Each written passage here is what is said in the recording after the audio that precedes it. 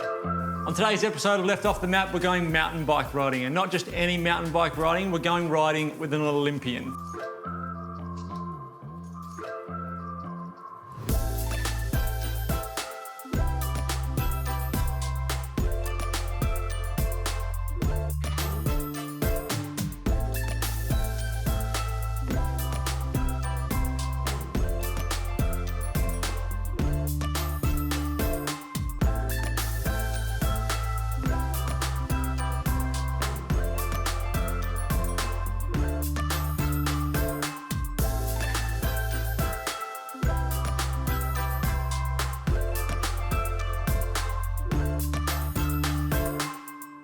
Yes, you heard it. We're going to go riding and risk our future Olympic Games. We're going mountain biking with me and an Olympian. Scary, I know. So Amy Cure is a local Tasmanian. She's from the northwest coast where I grew up. We're going to head off to Penguin and do a little bit of mountain bike riding. Before we do that, I'm going to show you something. When I think about mountain bike riding, my travels to India, there was a thing called a Dabawala, which was basically the first ever Uber Eats. They're bike riders who would deliver lunches to office buildings all around India, and they would deliver in these little things. So this is I guess a portable lunchbox kit. And you put your rice in one component and your little curry or whatever it was in the other, and they would keep each other warm. These would get ridden along, delivered to whoever it was that they needed to get delivered to in the office. You could order from someone in a house somewhere who might be making 15 different dishes for this one delivery, and that was their job every day. It's a great little system, and it's really, as I said, the first ever Uber Eats. So I'm going to make the curry, we're going to put it in there, and it's something that you could take on a bike ride with you or take as a packed lunch if you're going out to spend the day mountain bike riding. First thing I want to do is make my curry paste. So into our little blitzer, I'm going to put an onion, which I'm just going to roughly chop. So onion, chilli, probably I've got 2 red chilies there. I'm probably only going to use one of them, and then I'll see how hot it is. A good tip that I got from Jamie Oliver when he came on MasterChef was to bite the chili first, to taste it, to get a feel for how hot that chili is, because they do vary. Sometimes you'll get a chili that just tastes like a red capsicum, and sometimes you'll get a chili that's going to blow your socks off. So I'm going to take him up on his advice and bite a bit of that chili and taste it and see if it's got a hot one or not. And pray that it's not one of the ones that knocks your socks off. All right, so I'll roughly chop my onion, pop that in.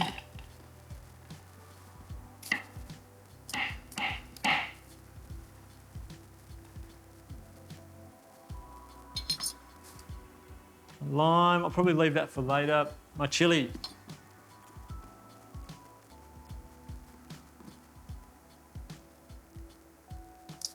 That tastes like capsicum, so it's not very hot. So I'll put all of that in.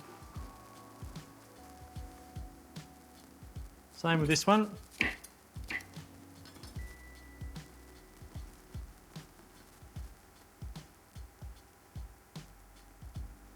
That one's got a bit more heat. So we might just go from the bottom, stay away from the seeds if we can. Whew. So probably half of that one. Ooh, plenty. All right, garlic, chop.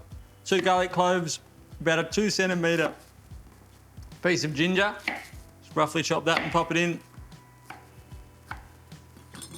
Whew. My nose is running now. Tamarind. So tamarind is kind of a sour paste that comes from the tamarind tree. Used to get these up in North Queensland when I lived up there for a while. They used to fall off, these tamarind pods would fall off the trees, and you suck it. They're like a sour lolly, like a warhead. And kids would walk around eating them. Whew. Coriander, ground. A little pinch of fennel seed. I don't want too much of that. And then I've got mustard seeds, allspice, and cardamom. A little bit of allspice and a little bit of cardamom. big pinch of salt, some oil. I'm going to blitz all that together. So I've still got some hard spices that I'm going to leave for cooking.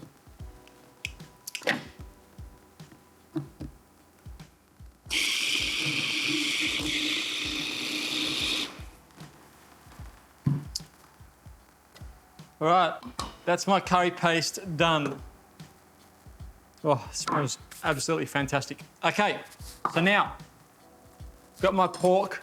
This is pork belly, so we're gonna do a pork belly curry. I wanna cut my pork belly into sort of bite-sized pieces. About 1 to 2 centimetres by 1 to 2 centimetres, so cubes. Almost like if you think of a spare rib, almost spare ribs cut into chunks. I'll probably use, I won't use all this belly, I'll use some for spare ribs in another recipe. But as I get to the top here is when it starts to get a little bit meatier, which is probably the part that I'll use. The thinner part of the belly, it's gonna be a lot fattier, and I don't want to use that. So I'll take, probably from there, leave that, and these bits are the bits that I want to put in my curry.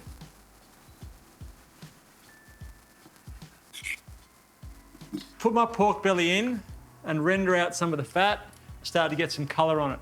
Once I've got that, once I've got some colour and I've rendered out the fat, then I can add my curry paste and then my spices. So my last 2 spices to go in is a cinnamon quill and some star anise.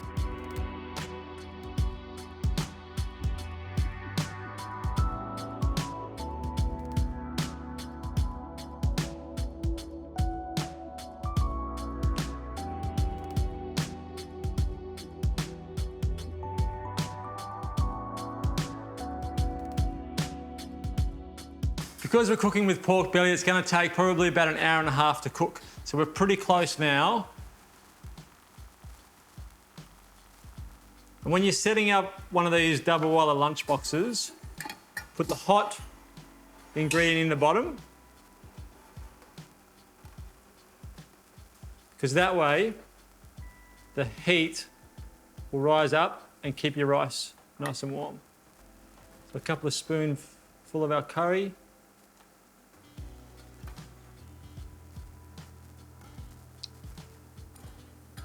Like that. Our rice sits directly on top so that it keeps it warm. Our lid. We put our little lunchbox back together. And there we go. So this stays nice and warm. It's actually hot, not warm, it's hot. This is a perfect little lunch to take. Sit it in the back of the car. When you're done mountain biking, you can come back to your car, have this for lunch, and it will still be nice and warm. Speaking of mountain biking, let's go find out whether I injured an Olympic hopeful.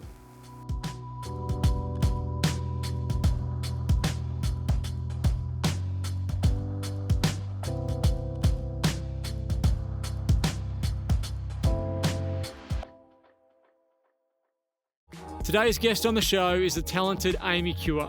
Born and bred in Penguin, just a short drive from my hometown on the Cradle Coast. She started cycling when she was just 12 years old. Over the years, she has won gold medals, broken world records, and now first stop of the day will be a local mountain biking park in Amy's hometown.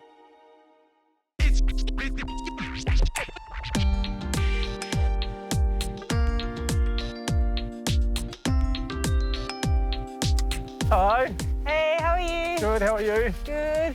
I should have known I would find you at a bike track. Yeah. You get a little bit of time off to come home to Tassie and you come to a bike track. Yeah, it's a bit cold this morning, but... Do you mountain bike much? Not too much, no, but I have once before. Yeah. It's always fun, but I think my coach thought it was maybe a bit too dangerous for myself. Well, hopefully we don't upset your coach too much today, because Marcelo, the guy who just went past, he's going to be our guide for the day. Yep. He's going to give us a few little tips on this baby track, and then we're going to head to the big one. Perfect. Up for it? Yep, for sure. All right, let's go meet him.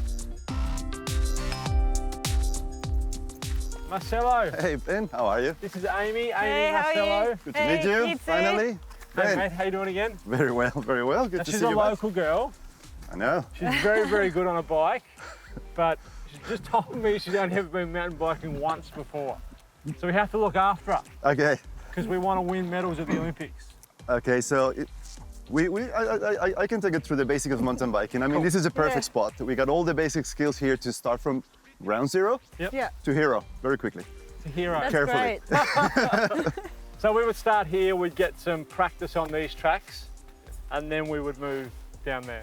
To the big stuff. Yeah. Oh, yes. Can we do that, do you reckon? Sure. Do you reckon you can Sure, get sure. Obviously, she knows what she's doing on a bike, so we should be able to get her there pretty quick. Hopefully. No, we definitely don't need to start from zero. Okay, Yeah, cool. got So if we grab our bikes, put our lids on, Absolutely. get into it.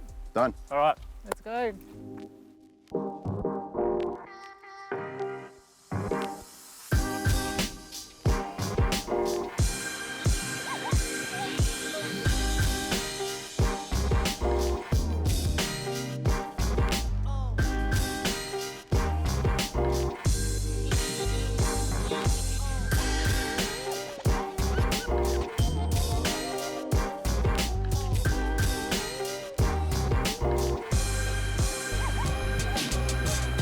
All right, we've got a little bit more confidence. Well, I've got a little bit more confidence. You two are much more professional than this to me. That's why I'm on the little one here. But how did this all come about? I used to actually, when I learnt how to ride a motorbike, this is where the motorbike practice Correct. circle was. Correct. How did it turn into a Well, mountain bike? this used to be a racetrack for cars, Yep. and kind of didn't work over the years. They closed it, and it's been closed for about 25 years. Then it was a little bit used for motorbike Yep. testing. Then the Cradle Coast Mountain Bike Club got a lease on the land, and in the last 5 years, we developed into a bike park. Yep. And how do you feel confident enough to? A little bit nervous. I'm confident. We'll have a go. I'm confident. You should be, because you've done Yeah, really yeah. well over there. So Thanks. this is the next step up. Yeah, We get you rolling. Yeah. let's hit it. Don't be. This is exactly what you've done there. You're gonna do exactly the same here. Yeah. Just Yeah. a little bit more air time.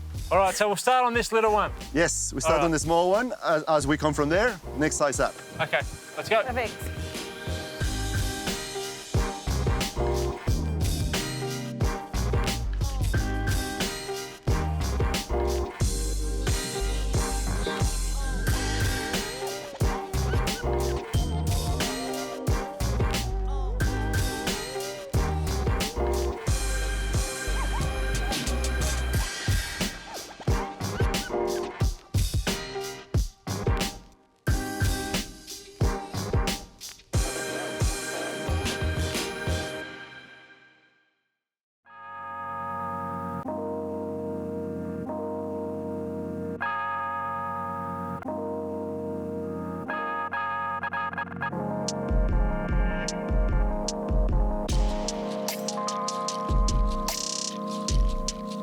You've been track cycling for a long time. Yeah. I mean, what is it that you love about it? Why have you stuck with it for so long? Why have you made it your life? Well, when I started training on the road, and I just loved everything about it, the adrenaline, the wind. So I really enjoyed training, and then I started racing soon after, and I was successful quite young at 12 years old. So I think loving training so much and the success, I just kind of got addicted to it, and I guess that's where I found what suited me best. Yeah. We're going to go and do some more exercise. Yeah. Can't go to Stanley, which is where we're staying, and not do a little hike up the nut. So Yeah. we're going to go up the nut. Have you been up the nut before? Yes, I have, yeah. Did you do the chairlift or did you walk? I went up in the chairlift and then down by the walk. Well, we're going to walk up and walk down. The most distinctive landmark in Stanley is the large volcanic rock formation called the Nut. Towering over the town, the Nut was once a plug for an ancient volcano and is now an icon on Tassie's Cradle Coast. To get to the top, you can ride a chairlift, or if you're feeling up to the task, you can take the steep 5 to 10 minute walk.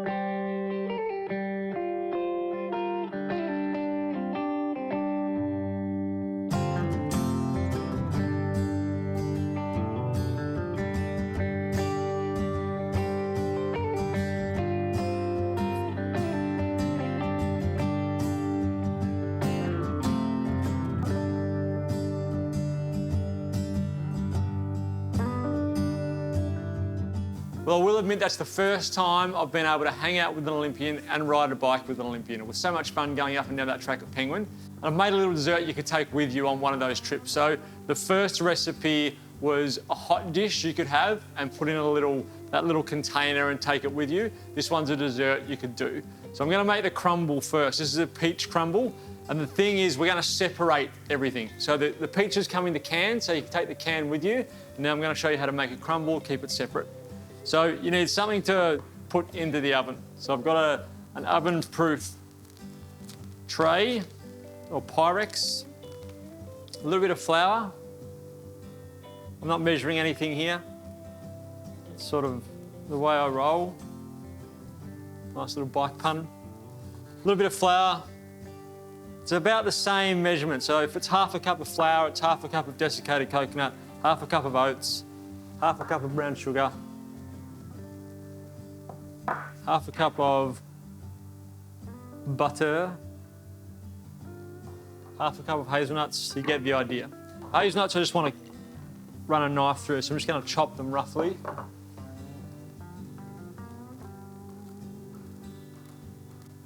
So roughly chop these hazelnuts, then pop them in. Hazelnuts and peaches are a great combination. You can use any nut you want. You can put almonds in here, you can put walnuts, pecans, whatever you want, but hazelnuts are a really good combination with peaches. All right, so once we've got every hazelnut chopped, we pop that in. It's going to give us obviously some nuttiness from the nuts themselves, but also some texture, some crunch.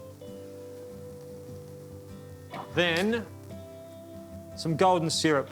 So about 2 tablespoons of golden syrup.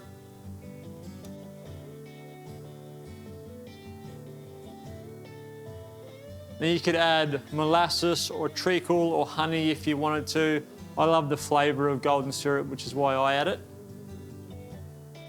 It's going to go into our oven at about 160 degrees. So it goes in just like that. Now, after it's been in there for about 5 minutes, the butter will have melted. I'm going to take it out and stir the butter through everything and then put it back in again.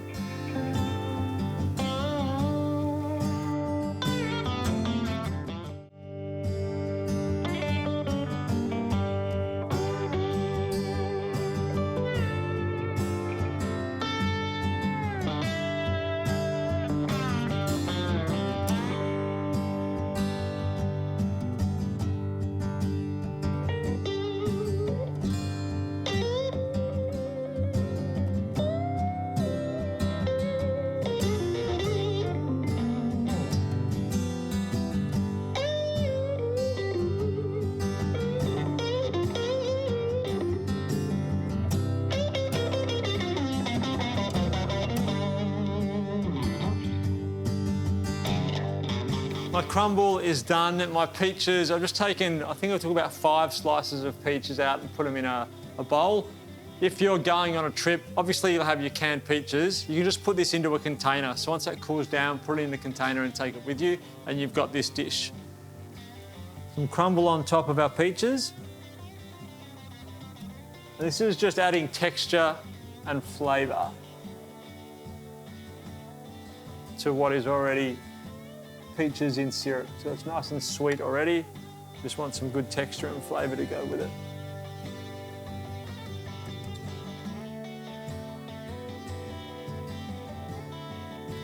Now, if you had cream with you, I would serve that with some cream or some ice cream, and you'll have a crumble as good as any other crumble you would have at home, but you're having this one out on the road.